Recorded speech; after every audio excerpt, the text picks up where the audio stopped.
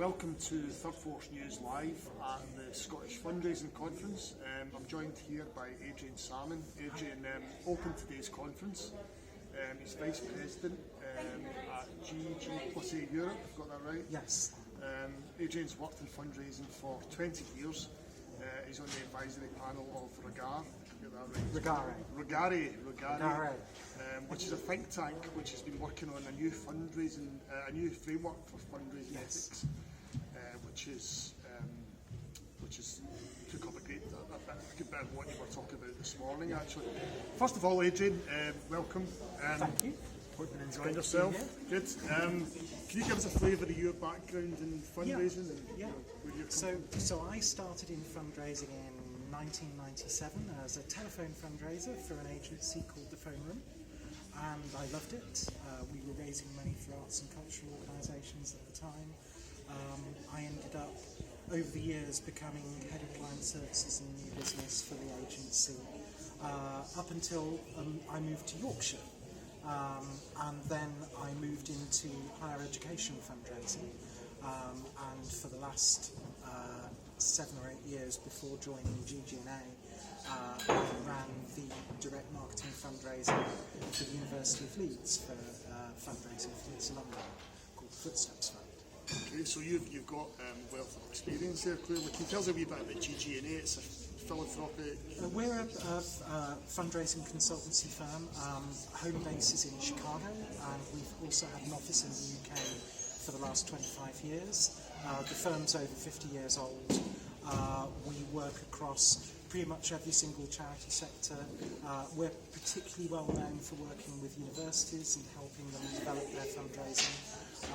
And I think out of all of the billion-dollar campaigns that universities have run in the United States, we've been the main consultancy on about half of those appeals. So, hugely experienced colleagues. It's a privilege to work with them. This morning, the main thing that you spoke about was the balance, or possibly imbalance, between fundraising and getting it right between donors and beneficiaries. I'm guessing the new framework that you've been working on with Regari, this addresses that. Yes. Can you tell us a bit about this framework, what it means and why it's needed? Yeah.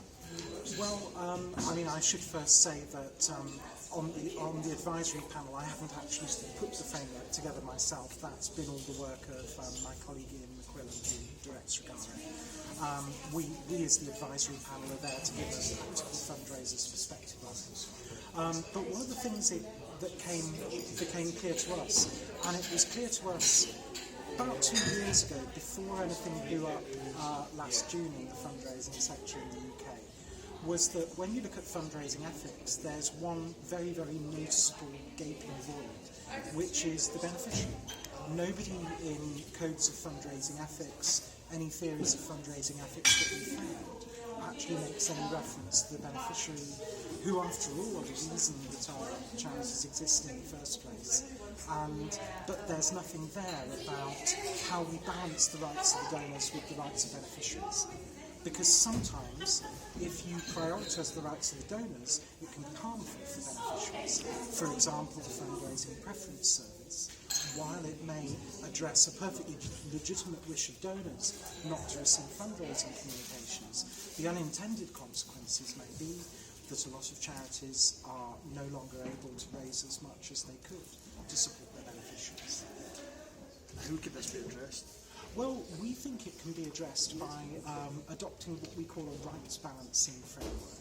So rather than saying that charities' responsibilities or fundraisers' responsibilities are all towards their donors, which is what most ethical codes say at the moment, we suggest that it could be rebalanced back to say fundraisers have a duty to the beneficiaries as well, and that when you're looking at ethical questions in fundraising, you're balancing out at any one point the rights of the donor, which are there, versus the rights of the beneficiary. Okay, do you think there's a specific reason why fundraising possibly we've lost sight of beneficiaries? What's been driving that? Well, I think part of the reason is that it's generally who the people in the UK think charities should be accountable to are donors and the public. And that's been a view in the media and in all sorts of discussion for fundraising for a long time. I think beneficiaries don't have a voice by and large unless charities give them a voice. And I think it's been, to a certain extent, a failure on charities' part to really bring beneficiaries into their thinking within the organisations. There's often also a disconnect, as we were talking about this morning, between fundraisers who don't necessarily have the direct contact with beneficiaries themselves and the programme and service delivery staff in the organisation who do, but who see fundraisers as in some way trying to exploit beneficiaries in a way that doesn't respect their dignity. And that's what I was going to come on to actually, because you talked about this disconnect between intra-organisational disconnect between fundraisers and the rest of the charity, and there's a level of mistrust. Do you think charities should be working more with fundraisers and trust fundraisers more? Yes. Because they're completely dependent on them, ultimately. Absolutely.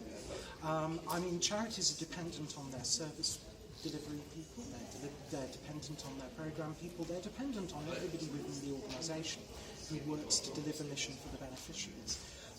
And the fundraisers are an integral part of that. And it's the responsibility of the leadership in charities, if they can, to first of all, to see if there is a disconnect between the fundraisers and other staff in the organisation. And if there is that disconnect, to try and figure out ways about how to address it and how to build trust. I mean, another way that you might describe that is about building a culture of philanthropy within the organisation, so that everybody understands the different roles that they all have to play in delivering the mission.